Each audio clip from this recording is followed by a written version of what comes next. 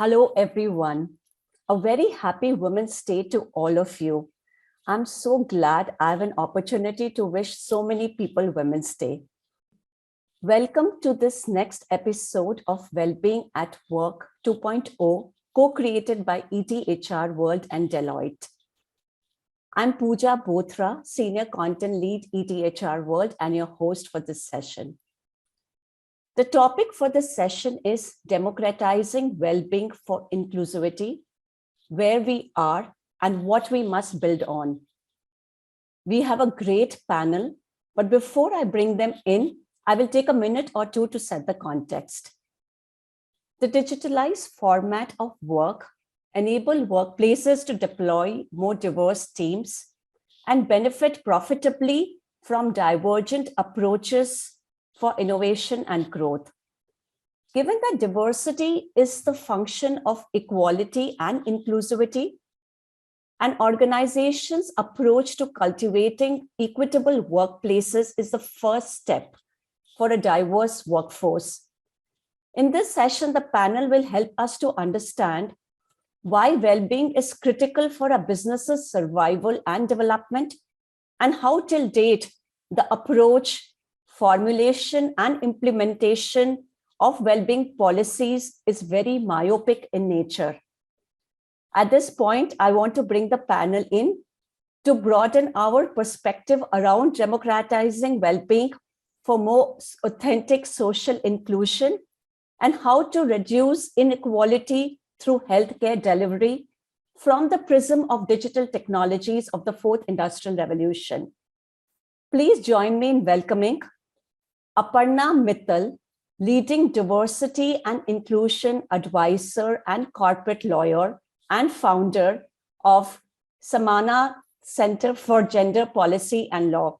Amita Karakhetkar, Vice President, Site Head, Citibank, City Private Bank, QE. Ritika Kulhar, leading DE&I for APAC, Uber. Sonia Vora, Product Lead, Health Insurance, ACO. Good morning and welcome Ritika, Sonia, Aparna, and Amita. So glad to have you this morning in this session. Ritika, I'd like to go first to you. Wellbeing helps to create a psychologically safe work environment where every employee is cared for and treated equally. What potential does well-being strategy entail in proliferating equality and care on one hand and a more innovative, productive, and successful workplace on the other hand? Thanks so much, Pooja, for that question, and congratulations to you and ETHR World for opening the dialogue on such an important topic. To me, diversity and inclusion and employee well-being are linked actually in three ways. Anybody who understands unconscious bias knows that it is experiencing unconscious bias at the workplace that leads their experience to be less inclusive. These unconscious biases are triggered in a bunch of scenarios, and high levels of stress or low levels of well-being is one of them. So employees with high levels of well-being are well-adjusted. Employees with high levels of security around their own well-being are known to practice more inclusive behaviors. Second, workplaces that are inclusive, they also foster enhanced employee well-being. And the third thing, I'm going to push the envelope a little and say that effective well-being initiatives have to accommodate the needs of different employees. The best practice DEI programs recognize that employee benefits that are considered to work for quote unquote everyone, they actually only cater to the majority. And they leave out those who are underrepresented out of the picture. As DEI practitioners, we must stand vigilant when employee benefits work for 97% or 99% of the employees. It's our job to bring the focus to the unique needs of the 1% who are not catered to. And I'll give you an example. In the middle of the pandemic, when most organizations were diverting budgets and resources, rightfully, to ensure that their employees had access to healthcare and later to vaccines, Uber actually went ahead and broadened our employee benefits to cover gender transition surgery right in the middle of the pandemic. For me, it's very, very important because it not only shows equality and care, but like you said, it is the source of innovation because only employees who feel that they are included, and Deloitte's research also, talks about it's not just diversity that gives you better financial outcomes or, more innovation and, productivity. It is actually your employees' feeling of inclusiveness. So I'll leave at that. Thank you, Ritika. Very valid points there. And I totally agree, that effective well-being must be a reflection of all the employees and not only the majority. I'd just like to welcome the audience who are joining us now. Dear viewers, we have a fantastic panel here. And the topic is democratizing well-being for an inclusive workplace, where we are and what we must build on. Please share your questions and comments using the Q&A tab. The panel will be taking your questions throughout the session. Aparna and Amita, I'd like to get you in and ask you that, how does voice of employee play a role in organizations, in policy making and rolling out initiative? What are the pitfalls of this method?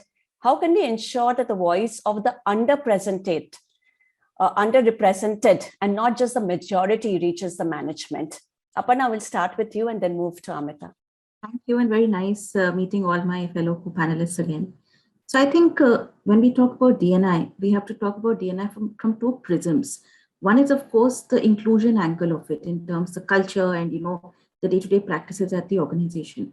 What we really miss is that are we getting proper feedback and input from all employees on substantive aspects of how the organization is being run? So this is not about the fact that, when you're creating some initiative for women, we must talk to women employees.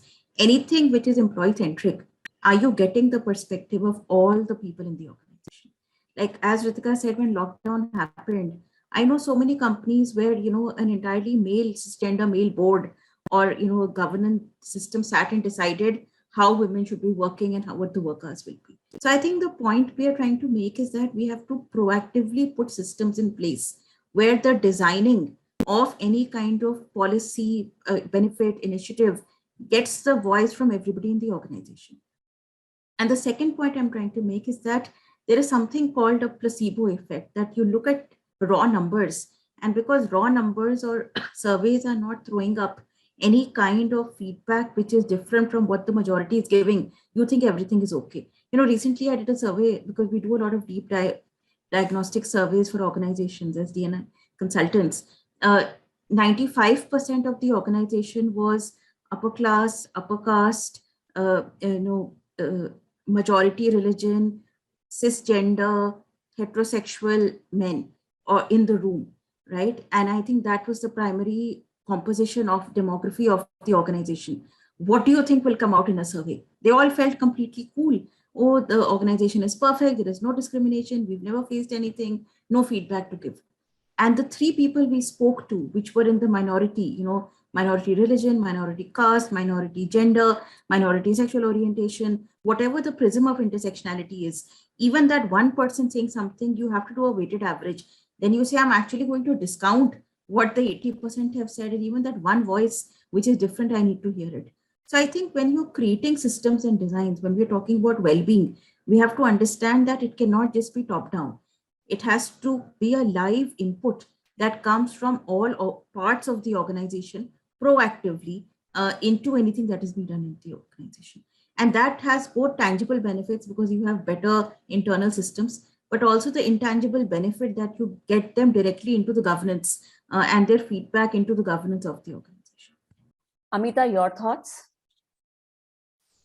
Sure. Thanks for the question, Pooja. Very good morning to all of you, and a very happy International Women's Day. See, VOE is a very powerful tool, especially in a non-autocratic kind of a culture where we really want to drive inclusion forward. VOE is the tool, is the platform where employees can express themselves, and in a way it helps to tackle the bureaucracy also, if there is any.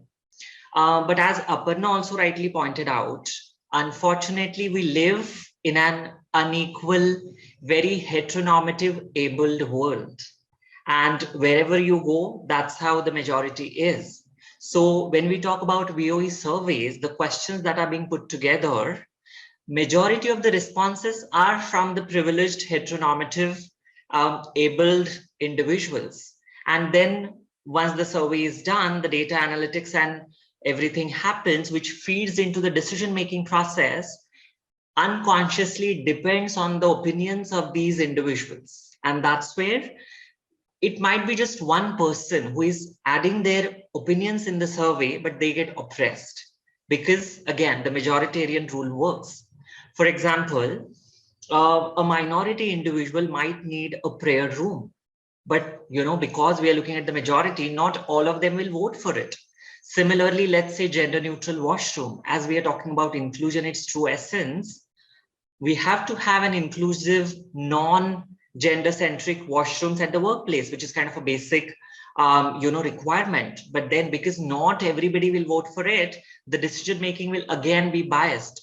Similarly, now we are talking about return to site. Almost all the organizations are encouraging individuals to come back to site. Again, everybody has got their own approach, but then majorly it's hot desking. That's what is being discussed. So imagine an individual who is specially abled. Hot desking kind of a situation is really unfair for that individual because this individual has got a specific desk requirement. Are we factoring that into the decision-making process? So this is how VOEs are, in a way biased towards the heteronormative world. So that's where conscious efforts need to be made in understanding that we are not being unfair to these marginalized individuals or lesser represented individuals. Thank you, Aparna, and thank you, Amita, for sharing those valid points. These are actually genuine concerns, and thank you for highlighting these. Sonia, I'd like to get you in, because you come from an insurance background. I'd like to ask you, what are some of the latest trends in insurance coverage that are helping employers to offer more diverse benefits to the employees? There's a second part of this question, both to the payroll employees and non-payroll. Are the gig workers also being covered by health insurance today? Yeah, so thanks, Pooja, for this question. Really happy to share some of the work that we're doing here with the amazing employers that we work with every day. So I think some of the perspectives that were shared around diversity and there being different types of needs within any kind of benefits structure, any kind of workplace environment, those are especially true in health. Health is one of the most personalized sets of needs that exist out there. There's so much diversity in terms of the perspectives that people have when they approach their healthcare, the type of needs they have, which can be very individual according to their own conditions. Of course, there's an entire angle which comes in as well about your family structure, your socioeconomic resources, all of those different variables that make us each diverse as individuals, make our health also as individual as we are in terms of our personalities. So it's a really hard problem to crack for employers to figure out how do we serve all of these people with a wellness and health ecosystem that makes sense. There's 2 or 3 trends that I think have been emerging, which I'm really excited about in this space.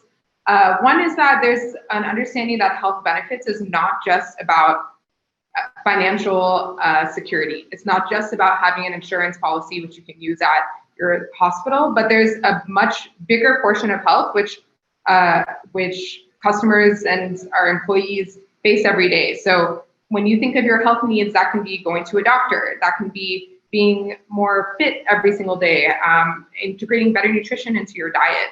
And we see that employers are starting to embrace those as fundamental parts of the benefits that they're providing to their employees. I think once you understand that there's a more holistic approach to health that's needed, the second question, which many of the co-panelists raised, is how do I make sure that it's not only solutions that meet a majority need, but I'm actually truly understanding all the different groups within my employee population and solve better for each of them. So here, there's a few examples that I'd love to share. So we have a very innovative program with Swiggy and Zomato where we're covering their gig drivers. So when you go on shift as a Swiggy driver, you'll be insured for that period in case you get into any accident. And then if you're a loyal driver, there's also additional benefits that kick in, including coverage for your family and more expensive coverage to take care of your health needs. Here, what was really critical for us was really working with the employers as partners to answer two questions. One is, what are the needs of these folks, and how can we help them meet their needs? And how are those needs different than our other employees that we have in the office at Swiggy in Bangalore? So for example, we realized that some of the customer behaviors and customer needs around claims filing were different for this segment of employees. So as a company, we actually changed our entire customer care experience to make sure that people who are calling in from this particular population can make sure they get to the right customer care executive and the right claims processor as quickly as possible. And that started from a recognition of, okay, this is a very different employee set. This is a different need that we need to cater for. How do we have the humility to understand that we need to discover their needs, anticipate them, and then solve for them as a different set of customers? So from the design of the actual insurance policies and products all the way to the actual customer care, the way we're designing the digital experiences, working towards multi-language support, all of that was really stemming from an original understanding of this customer segment has different needs, and we need to be honest about those and serve those. Another kind of set of initiatives that we've been working on with employers around wellness is thinking about, okay, how do we make the right types of wellness solutions that can help customers at all different types of stages in terms of their health and stages in terms of their life. So, thinking about what are the right maternity benefits from employers, starting from there all the way to ACO offers free teleconsults to every single employee covered in our plans for specialists and general practitioners, because we feel there's so many different health needs. One thing we can do for anybody with a health need is connect them to the right doctor that can help them with their need. So that's just two of the ways that we've been thinking. One is designing benefits for specific subpopulations we know are not well served.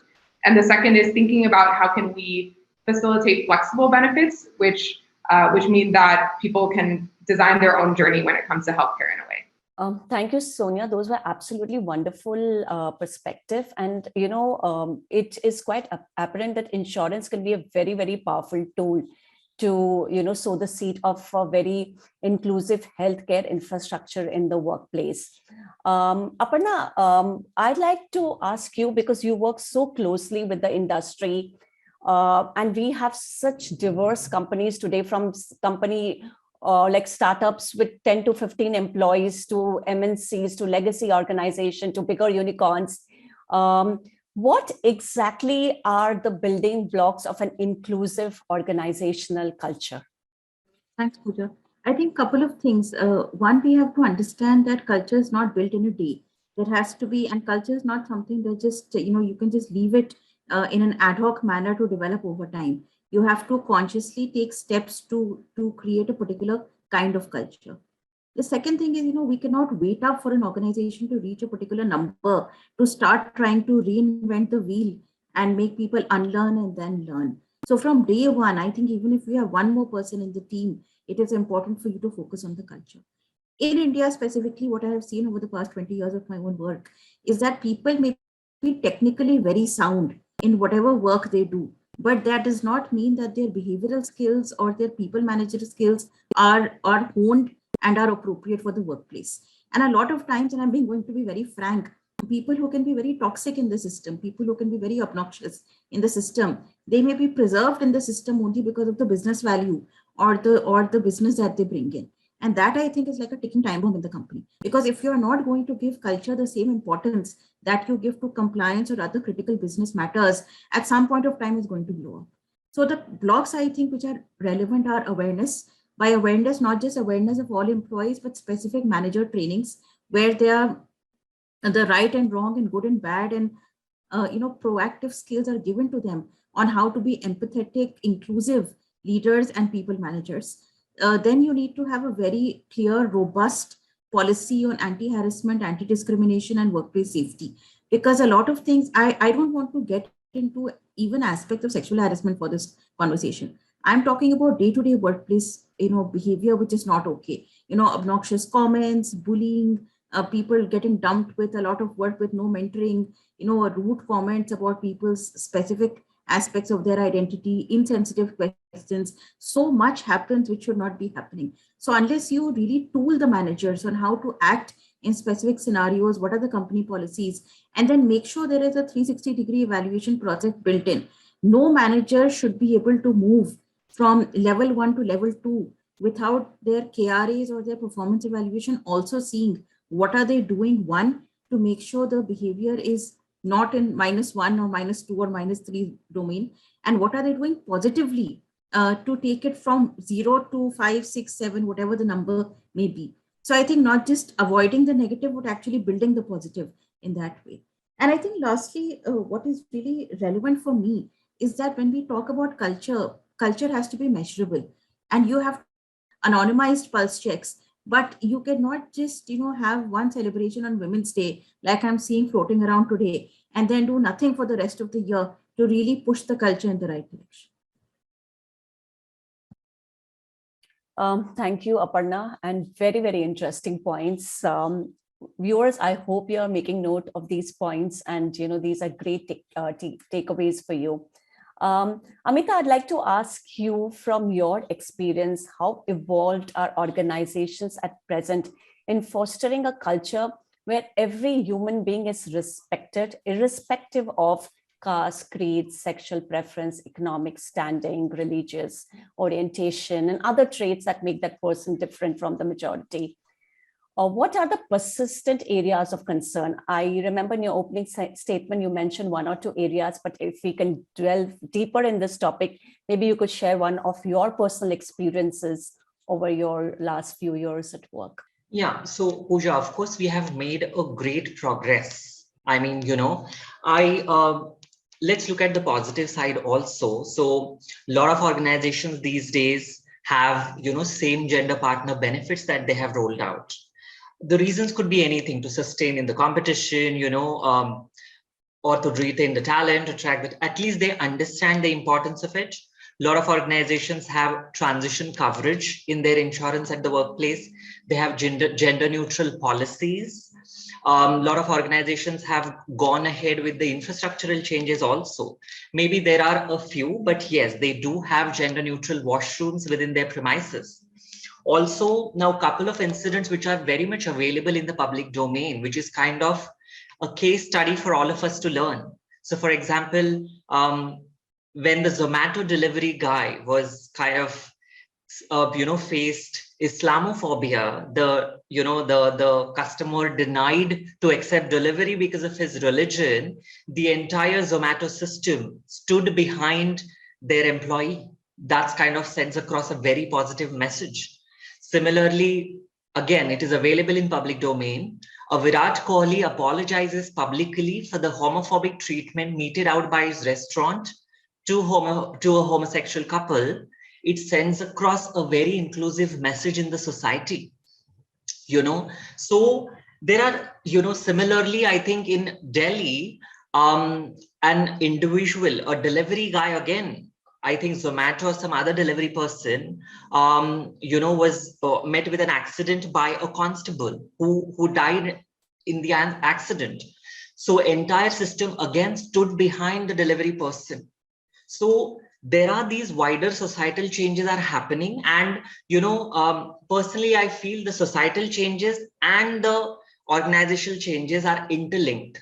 They are reflection of each other, and whenever we see such positive changes happening, definitely it's a major kind of break the bias step that we have taken to create a more inclusive society. Now, what are the areas that still need to be improved upon? So one of the areas is representation.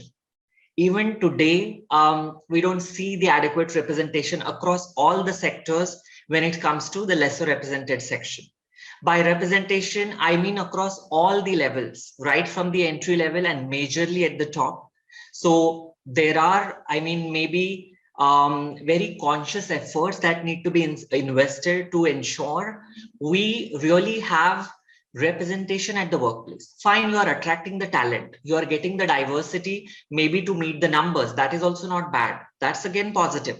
But once those numbers are in, is your infrastructure, well inclusive enough, capable enough to support that individual in their career progression? Because it will not happen. You have hired somebody at the entry level and after 10 years, the person will be at the same position.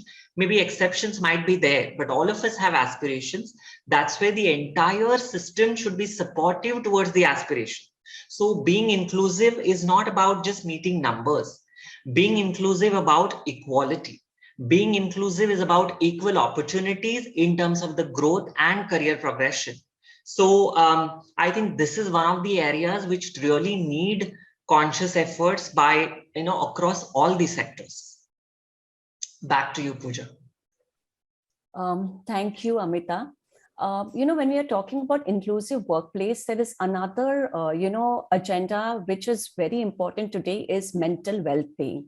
And when we talk about mental well-being, are our workplaces inclusive enough to give an opportunity to people with special mental needs? Are there, hired, retained? Or do we have enough support for their survival and development in the workplaces? And we have a audience question to this point. Anand is asking that, are workplaces more open for employees to indicate that they have mental health, issues? Ritika, your take on that? It's a great question. Thank you so much for bringing it up, Anand, and Pooja for asking. I think organizations, if I'm being honest, have a huge learning curve ahead of them when it comes to making spaces safe for people to be open about their mental well-being. I have seen extremely loose comments being made even as part of performance discussions, talking about somebody's aggression being related to, let us say, a recent divorce or depressive tendencies. And usually these are not said in ways where we are talking about creating safe spaces for people to deal with whatever it is that they're going through. These are usually looked upon as burdensome, and that is a dialogue that needs to change. One of the things that organizations can very simply do, even without trying to over-engineer some of the solutions, encourage your leaders to be vulnerable and authentic with their own struggles with mental well-being. I have a very good leader that I look up to who shares her own experiences of miscarriages, of failed IVFs, and what it did to her own mental health. I had lunch with one of the leaders yesterday, and he told me about his own experience of growing up with a sister who has a physical disability and what it did to him as an individual. Talking about mental health and where you lie on the scale at different points of time should be normalized, and this is one very simple way that you can start doing it today. Thank you, Ritika, for taking that question. I'll take one more audience question, and this question is for Aparna and Pooja, yeah. Sorry, I just want to add a couple of points to the mental health conversation. Yeah. See, usually now, what is happening right now? So when it comes to anything around mental health or mental well-being, the like kind of major focus is on having fun events at the workplace, having a gym at the workplace, a fancy pantry at the workplace, or celebrating all the festivals at the workplaces. I'm not saying that is required. That is not required. Of course, that is required.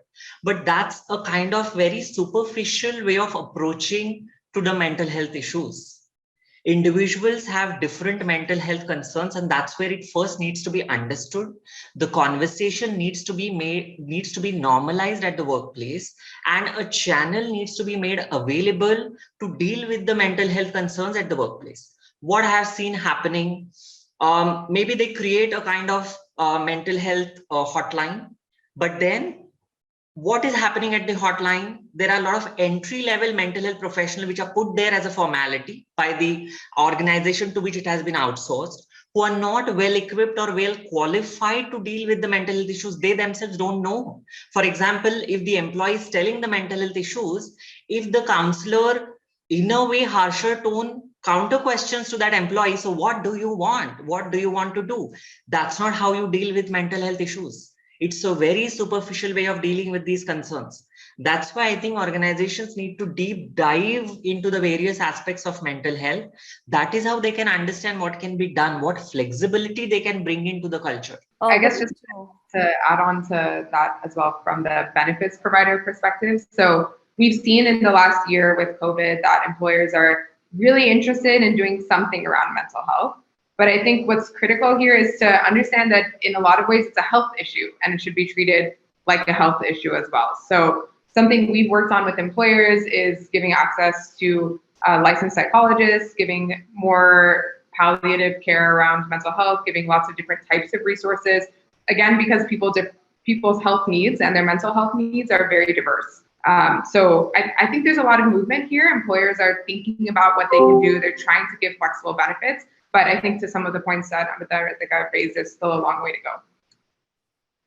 go. Thank you. So in many cases, I have seen that in organization, mostly they address mental health and kind of align it with employee burnout. So it's kind of packaged that, they're doing activities for employee burnout that will help to solve mental health, but they're not going deep dive into the pathological condition of, each individual. Aparna, there is a question from the audience and somebody wants to ask you that how can minority group be given the confidence to give their feedback regarding the policies in the organization? Do they essentially are they scared to voice their opinion regarding the feedback? I think to answer your question, the managements need to ask themselves this question: why are people not speaking up? Because if either your surveys or your feedback sessions are tokenism, or there is going to be, retaliation coming out of it, or people are put in the spot and their feedback is put out in the public for everybody to scrutinize it, nobody's going to have confidence. And, as people who design systems, we always say that just creating a system is not enough. The system should be accessible. People should have confidence in the system. And when we talk about confidence in the system, the people managing the system need to take a mirror and look at it and, really understand what are they doing, which will actually make a person speak up. Because my problem, and I'm sorry, I end up being very frank, is we cannot put the burden on the minority. That you come and negotiate for everything, you come and flag what is required. The one trans person in the organization becomes the poster person, so to speak, to talk about everything on trans issues. People are exhausted. How can you expect them to constantly navigate social spaces and office spaces and constantly being seen as a person demanding things to change? You are an employer, you've called people into the organization, you're attracting talent, you do your bit. And come on, this is not rocket science. Research, read up, even if you don't want individual attention or feedback, which will come later, read up what are the best practices, customize them for your sector. When you can do that for finance and sales and legal and business, why can't you do it for HR? Because I get so many requests, offline that tell me what are the best practices. And I want to ask people and tell them, how come you don't know the best practices? If you're hiring 20,000 people, 50,000 people, you've been working in and out in HR, you need to know these things. And it is not the burden on that one person with disability, one person who's on the spectrum of neurodiversity to educate you. So really do your best, and then on specifics, go back to the team and ask for improvisation. And really, if you can create that workplace safety, that what a person has said in confidence, even if it's about the MD of the organization or the CEO, it will be given credence and it will be looked into deeply without any kind of retaliation on the person. Only then will people come up and speak up. Very well said, Aparna. Very well said. Absolutely to the point. I hope all the leaders, listen to this. Really going to benefit them. Sonia, Pooja, I'd I may add to what yes. Aparna said, and I'd love, hearing her on this topic. I think two things that we can perhaps also do internally as organizations is learn not to tone police. A lot of times when somebody is bringing up, concerns or issues, it is very hard for them to muster up the courage as well as be appropriate in the tone that they choose and in the words that they choose and the proper channel through which it should go. Do not tone police. The second thing that I encourage organizations to do is whenever you're looking at VOE surveys, don't look at just the gross averages like Aparna had mentioned earlier as well. Look at the cuts, even if you have only 3 people who have disabilities, even if you have only 5 people within the LGBTQ plus community, look at their comments and their voices separately. So I'll just, add that to Aparna's points. Wonderful. Sonia, I'd like to ask you is how is insurance becoming more holistic today? One. Secondly, how is AI and digitalization helping insurance companies to help organization with more diverse healthcare infrastructure? Yeah, great questions, Pooja, and it's something that we're obviously really passionate about since we're working in this digital insurance space. So I'll take the first question first around how healthcare is becoming more holistic. Like we've just discussed, I think there's a lot more recognition from everybody, employees, HRs, employers, around what does healthcare mean, and that is not just clinical, but it encompasses so many more needs. So I think in the pandemic, we've seen so much more of emphasis and interest in the mental health aspect of health and how we can really care for employees emotionally and holistically when they're a screen away and nobody's at the office with each other. So what does that really mean and what does that look like? So I think a lot of employers are exploring programs where we give services and also maybe have content engagement programs which are more focused on how do you keep yourself healthy.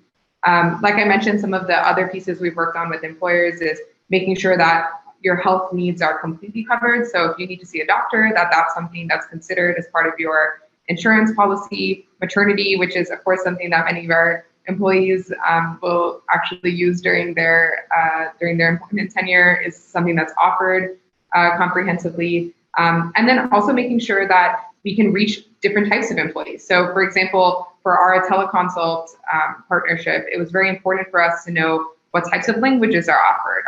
Where are the doctors located? If there's somebody who wants to talk to a doctor in Hyderabad and Telugu and then meet that doctor in person, can our employee base actually do something like that so that their end-to-end needs are taken care of in the place where it matters to them. That's been another part of the pandemic, is location has really shifted in terms of where employee bases are located. So many employees have moved back home. They're living in places where the healthcare infrastructure is very different than maybe when they were living in Bangalore or in a Gurgaon.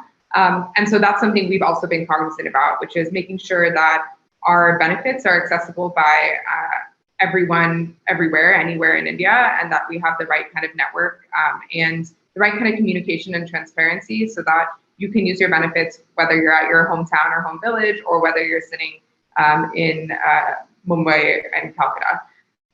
So one of the things that we're really excited about with digital distribution is that it really does make the experience of care equal for everybody. There's no broker or a person required in between who you're dependent on them for information. Maybe they have some biases. We really have as close to what we can as a standardized experience, while still recognizing that certain cohorts need some special attention. So maybe some people need different language options. Maybe, like I mentioned, for Swiggy and Zomato drivers, we actually changed our entire customer care experience so that they would have a different type of care that catered specifically to their needs. We've talked to employers about setting up helplines where people can ask about what resources are there in their community. So I think the pandemic has really changed this in both terms of making the conversation around healthcare more holistic and really thinking about how can we reach a diverse community that lives all over India now with very different types of health infrastructure. Amita, you raised your hand. Yes. So, I would definitely recommend a book for the audience. So the book is Invisible Women, Exposing Data Bias in a World Designed for Men by Caroline Perez.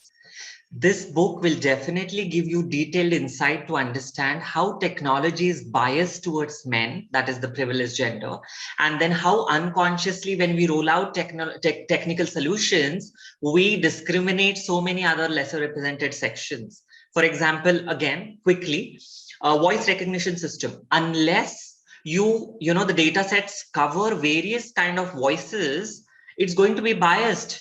Similarly, let's say face recognition system, if the data sets are only around white men, rest all will be branded as gorillas or some aliens. So that is where, when we talk about technology, anything, AI, ML, conscious efforts need to be invested to ensure the solutions are not biased towards the lesser represented sections. Thank you, Amita, for sharing those. Looks like a very interesting book. I'd also like to get my hand on it. I'll take one more audience question, and this person is asking about pay parity. So pay parity is also a very, very important factor for designing an inclusive workplace. So is there a difference between gender pay parity as well as underrepresented groups and the majority? Is there a pay parity? Aparna, you'd like to take that? So I think if anybody finds any pay disparity in India, you should know it's illegal and the employer can be penalized under law, because there is a very clear law which says there has to be equal pay for equal work. So the same same designation, same kind of job work, same experience, you cannot discriminate on the basis of gender specifically to have a different pay. And I think before asking us about why this exists, I want to ask the audience, especially folks who are CEOs, CFOs, how many times have you really done a benchmarking in the organization on the pay parity? Because when people get hired, there are 60 or 100 different people in the organization hiring people, deciding their packages. Some of them are discretionary, some of them are within a range.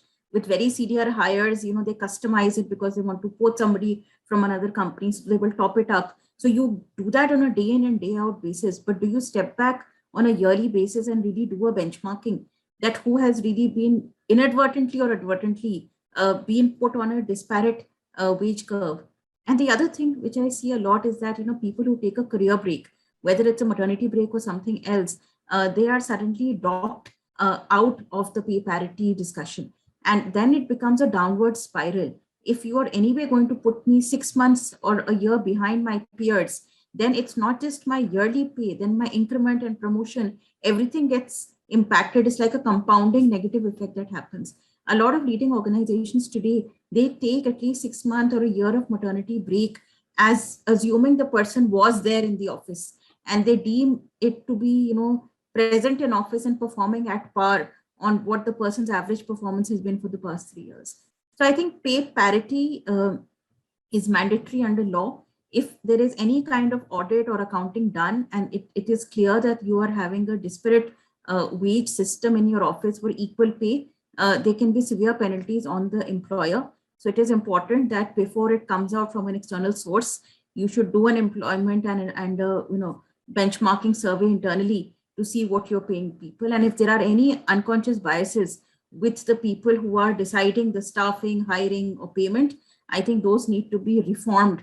And the word I'm using is reform and not awareness, because they really have to do a course correction and make sure that objective systems and criteria are put in place so that these things don't creep up in the organization. Can I add something to the Yes. objective systems and criteria that Aparna spoke about? A lot of companies are getting away because while they have on paper pay parity, but they do not have what is known as leveling parity. So if you have put, people from different genders, or, overrepresented versus underrepresented people, if there is a leveling debt that is already there, then pay parity, that doesn't take that into account, becomes like a meaningless exercise. And that is something that, most organizations who are serious about their pay parity efforts should invest in. The second thing that I would like to, talk about is occupational segregation. If women are being denied roles, or if people from, the trans community or minority religions are being denied roles that are high visibility, that are, P&L impacted, that do not have the budgets and the staffing that is required to grow to the CX, levels, then, by the mere fact that, there are certain people who are overrepresented in those roles, they will automatically, get more pay. And the third thing that, again, I loved Aparna's, point on systemically, how you can remove it. Most organizations, while hiring, will ask you, what were you getting paid last? And they would just bump up that figure by X percentage. You're actually increasing the diversity debt by using such flawed methodologies, instead of having robust systems that decide what work gets paid at what. Absolutely wonderful points there, Ritika. Thank you so much. And you've also covered in a way, symbolic inclusion versus authentic inclusion. All the points that you brought about are, just the lack of it makes it a very symbolic inclusion and not authentic inclusion. Amita? Yeah, so in my experience, what I have seen is, so for example, when I roll out an offer, when the first initial offer is made, the male candidate are never happy. I mean, I have seen it throughout my career. They are always there to make an attempt to see if there is anything more that is possible. Whereas not just women, even other lesser represented individuals, I have rarely seen them even mentioning that, they are ready to kind of negotiate or discuss. Unless I ask them proactively, are you happy? Then, I can sense maybe they are hinting towards having that discussion. And that is when it comes to talent attraction. When it comes to even retention also, in the performance conversations, I have rarely seen women and other lesser represented individuals discussing about these numbers, or, like they're not happy with this. Whatever you mention, they are comfortable with it. So I think that's where oppression maybe is somewhere responsible for it. Overall, systemic oppression that has been happening towards the marginalized individuals. But that's where I think conscious efforts. So I would suggest, whenever you're rolling out an offer, especially when it's not a privileged cisgender man, ensure you always ask that question proactively. Are you happy with this? Are you okay with this? And just to add on to that personal anecdote, I think a few years ago, I had read this literature around how women and minorities don't negotiate as much over their salary packages. And every time I went for a job after that, I told myself that if I were a man, then I would have negotiated and try and push myself to do that too. So even just knowing about it can help you change your behavior. Interesting. I just want to add, I think, yes. Pooja, if you can allow me 30 seconds, I think what Amita has brought out is a very, very important concept of intersectionality. And we see that people who come from lower socioeconomic backgrounds, underrepresented caste, religion, sexual orientation, the barriers to access to opportunity are so compounded for them that anything that they get, they will be more than happy to take it, right? Because, and one is because they have not been given those opportunities, even though they deserve them. And the other thing is they have no bargaining power in the system. Because when they look at the people they're talking to, whether it's HR or management, they are all completely contrary to them. So that burden, that psychological burden on them, that I have to fit in, how do I ask, will they understand? Do I have to explain everything I have to go through? I use a wheelchair, or I'm from the trans community, or I come from a minority religion, I need a particular weekday off. Why do they have to sit and articulate and ask for these accommodations, which then look like, oh my God, they're asking for too much? And those things do have an impact on the pay package. Oh my God, she will take more leave. Oh my God, he will need to take 2 days off in the week. So I think it's very, very important that the interview questions as well that are happening, they are not done in a manner where in any conscious or subconscious or unconscious way, the judgment is basis a person's identity, or whether it's caste, religion, sexual orientation, or gender in any which way. Very true, Aparna. And, I was speaking to one of the HR heads of an e-commerce company, and that person told me, Pooja, the attrition rate is very low for specially abled employees. They are loyal and they stick with you for long. So, it all adds to what all of you mentioned now. Can I just add to that? Yes. Unfortunately, the bar is so low for employees of this community that if you're doing just 1 out of 10 things, they tend to be more loyal, and it's very unfortunate that the bar is so low. So moving on, a certain section of the population needs more care and support to cope with unforeseen circumstances.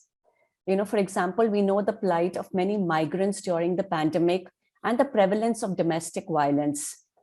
Please share your insights on what supportive measures should organizations deploy during unique scenarios for certain groups of people. Ritika, we'll start with you. Sure, thanks, Pooja. I can start with Uber's own example. Tech platforms like Uber, we have a very limited remit on people who use this platform for their livelihood. What we fail to realize sometimes is that some of these people are also the most marginalized people in the community. These are the people with the least access to resources in the organization's extended ecosystem. The Indian ride hailing industry, we were expected to grow by at least 15% this year, in 2020, until we got disrupted by the pandemic. The impact of that disruption was actually felt hardest by hundreds of thousands of drivers who engaged in this work with Uber. And recognizing this, Uber actually stepped forward. They committed 100 crores towards driver welfare initiatives. We created Uber Care Driver Fund. More than 1 lakh driver partners benefited from that. COVID financial assistance program was offered for these driver partners, and more than 75,000 drivers and their families, they were given free online doctor consultations in the last 2 years. Once the vaccines had become available, Uber invested in driver education to remove vaccine hesitancy and to encourage more drivers and their families to get their shots at the earliest. In April last year, we also began a campaign to support vaccinations for these driver partners by compensating them via cash incentives for the time that they spend away from the platform to get their shots. And more than 3 lakh driver partners on the platform, they got vaccinated. If you ask me, I think the pandemic brought for us an opportunity for all organizations to step up as good corporate citizens. And by showing up for the driver partners, not only I think organizations like Uber, they help the safety of drivers themselves and the customers on the platform, but also the community in which we operate. And I think somebody, and I'm just quoting them, they said that never waste a crisis. And this was an opportunity for organizations to step up as good community citizens. Yeah, I think Ritika put it perfectly that COVID definitely created a room for employers and all of us to ask ourselves this question, which is, if somebody is in dire need or if situations are changing, how do we respond to that in the right way? So some of the systematic initiatives I've seen are employers approaching us and saying, hey, we noticed that our employees are struggling with COVID home care, with getting that care, with paying for it. Sometimes they're not hospitalized. Many times they're not hospitalized because there's no room at the hospital, but they're still paying expensive hospital bills. So how can we work together to help them with this issue? Of course, this is something that's new for the entire world.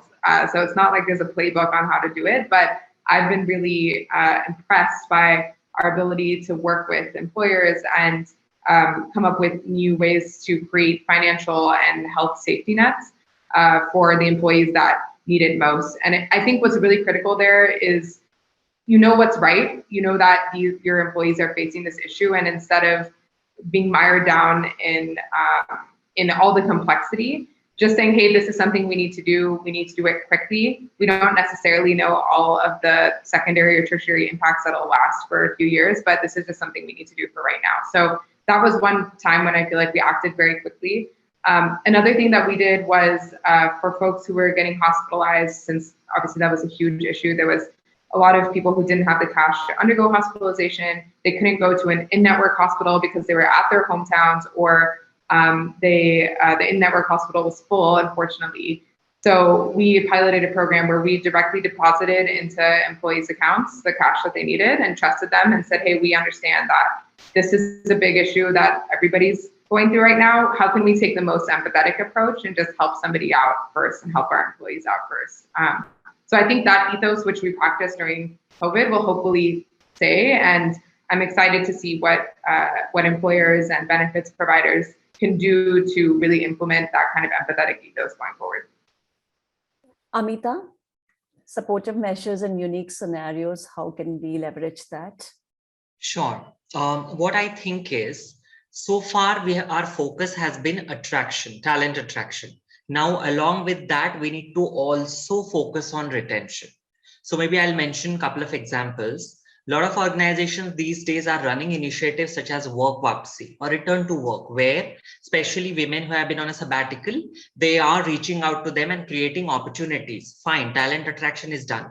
But once that woman is in, how are you creating the sense of belongingness? This woman has been away from the corporate world, which has led to not just, the skill set gap, it has also led to a kind of mindset gap. So what efforts are you taking to bridge those gaps and make this woman comfortable and create that sense of belongingness at the workplace after this gap?